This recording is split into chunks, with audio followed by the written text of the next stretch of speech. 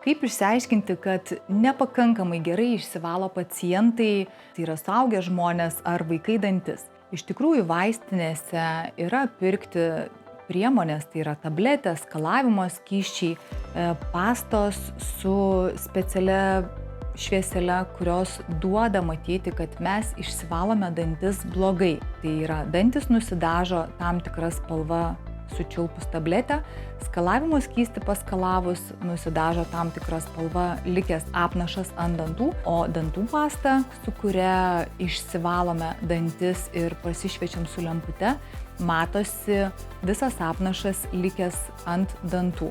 Tad visada rekomenduoju stengtis gerai išsivalyti, naudojant paprastą dantų minkštą šepetėlį, vieno danties šepetėlį ir tarpdančių šepetėlį ir siūlą, norint, kad neliktų jokio minkšto apnašo.